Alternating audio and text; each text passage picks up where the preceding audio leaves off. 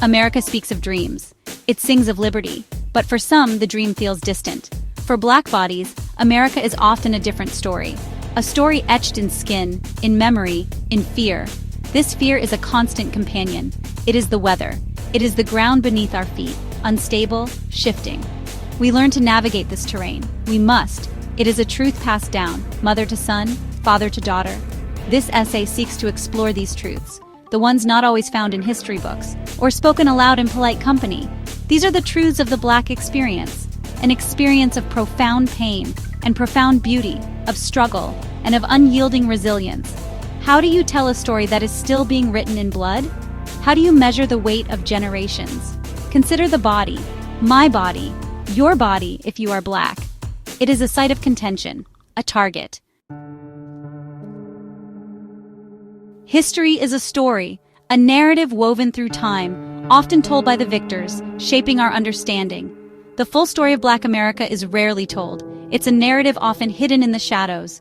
Slavery was not just labor stolen, it was humanity stripped away. It was lives, generations, entire lineages disrupted. It was the constant threat of the whip, a symbol of control and fear. The block, the separation, families torn apart. But what came after? Did the chains truly fall?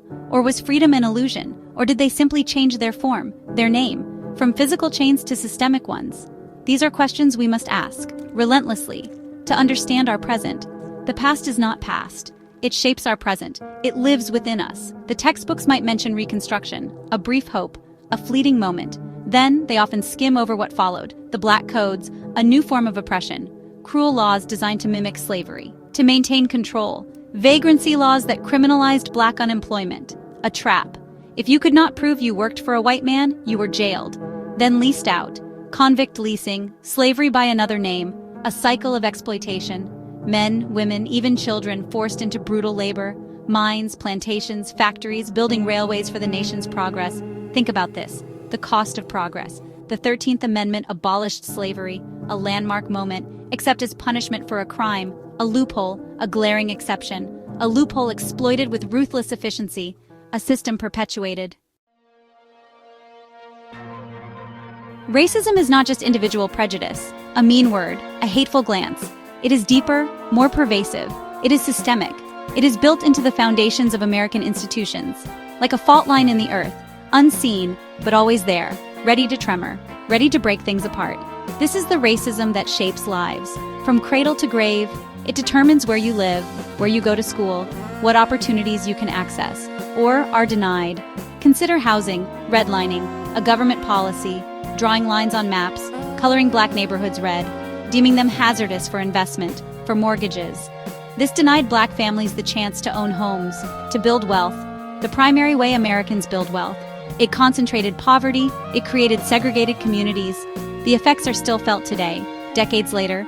Wealth gaps, underfunded schools, limited resources. Education, too, is a battleground. The fight for justice is not abstract, it is visceral, it is waged with bodies. Black bodies on the line, protesting, marching, sitting in, standing up, facing dogs, water hoses, batons, bullets. The civil rights movement is often sanitized, made comfortable. Martin Luther King Jr. reduced to a single speech. But it was a struggle, hard-fought, bloody. Many names are lost to the popular narrative. Think of Fannie Lou Hamer, sharecropper, activist. She testified about the brutality she faced for trying to vote, beaten, jailed, permanently injured. I am sick and tired of being sick and tired. Her words, they echo the weariness of generations, yet she fought for her right, for our right. These are the shoulders we stand on, the giants whose courage paved a difficult path. Or consider the Black Panther Party, often misunderstood, maligned. They armed themselves, yes, for self-defense. Section 5. Empty pockets, enduring hopes, the economic battlefield. The dream of America is often tied to prosperity, the idea that anyone, regardless of their background, can achieve success through hard work and determination, the chance to work hard, to climb the economic ladder, to build a better life, to provide for one's family and secure a future for the next generation. But for many Black Americans, this dream remains elusive, blocked by economic systems, steeped in racial bias. The barriers are deeply entrenched. Slavery built wealth for others, on stolen black labor, generations of exploitation. After emancipation, promises were made, hopes were kindled. 40 acres and a mule, a promise broken. Almost immediately, dreams shattered, leaving black people with freedom, but no economic foundation. The racial wealth gap, a persistent divide. It is not a myth, it is a chasm, a vast and glaring disparity. For every pound of wealth a white family has, a black family has pennies. The inequality is stark. This is the legacy of centuries of discrimination, a history that cannot be ignored, in employment, in housing, in every aspect of economic life, in business, in finance, denied jobs, denied opportunities, paid less for the same work, denied loans, charged higher interest rates. The financial hurdles are numerous: predatory lending targeting black communities, extracting wealth, draining resources, rather than enabling its creation. Think about entrepreneurship, the spirit of innovation, the drive to succeed.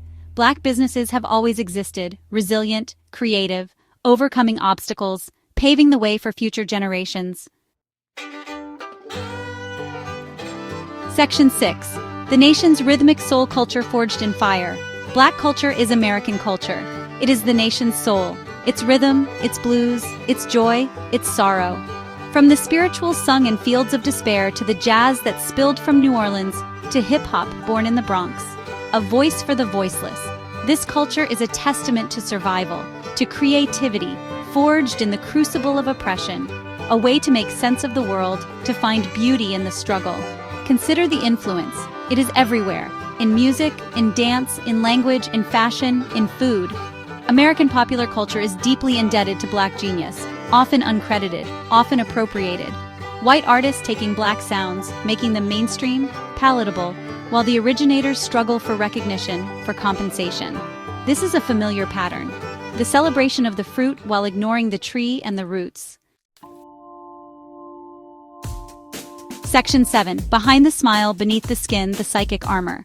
There is a hidden toll, a psychic weight, living as a black person in America. It is the constant awareness, the second guessing, the need to navigate white spaces carefully. This is often called code switching, changing your speech, your mannerisms, your presentation to be perceived as non-threatening, as acceptable.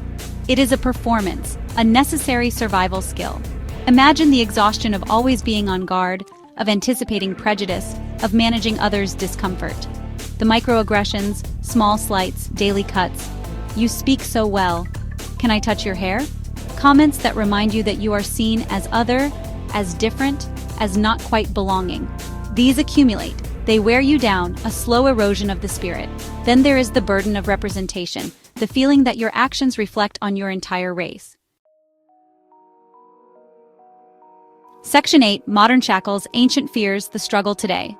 The fight for black liberation is not over. It is a continuous battle, a relentless pursuit of justice and equality. The chains may look different now, more subtle, more insidious, but they are still there, still binding. They manifest in policies and practices that perpetuate inequality. Mass incarceration is the new Jim Crow, as some have said, a system designed to control and oppress. Millions of black bodies locked away, disenfranchised, families torn apart, communities devastated. The impact is generational, affecting children and grandchildren. The war on drugs, mandatory minimums, 3 strikes laws, policies that disproportionately target black people. These laws have created a cycle of incarceration and poverty. Voter suppression, a modern-day poll tax, making it harder for black citizens to exercise their democratic right. It is a deliberate attempt to undermine black political influence. Strict ID laws, closing polling places in black neighborhoods, purging voter rolls, gerrymandering districts. These tactics are designed to disenfranchise. These tactics are designed to dilute black political power, to silence black voices, to maintain the status quo. The fight for fair representation is ongoing. The struggle for the ballot, it continues, a fight our ancestors waged, and we must continue. It is a fight for the very soul of democracy. Police brutality, a constant fear, a recurring nightmare. It is a stark reminder of the systemic racism that persists. The names change, but the story remains the same. Each name a testament to the ongoing struggle. George Floyd, Breonna Taylor, Ahmaud Arbery, countless others. Their lives cut short, their stories echoing through time, their deaths captured on video for the world to see, exposing the reality of black life and black death, a call to action for all who witness. Section 9. To dream again, to build anew. A call from the horizon. So what now? Where do we go from here? The truths are hard, uncomfortable, painful, but they must be faced. They must be acknowledged. Ignoring them will not make them disappear. It will only allow the wounds to fester, the injustices to continue. Reflection is the first step. Honest reflection about America's past, about its present, about the gap between its ideals and its reality. This is not just a Black problem, it is an American problem. A nation divided against itself cannot stand. The destiny of Black America is tied to the destiny of America.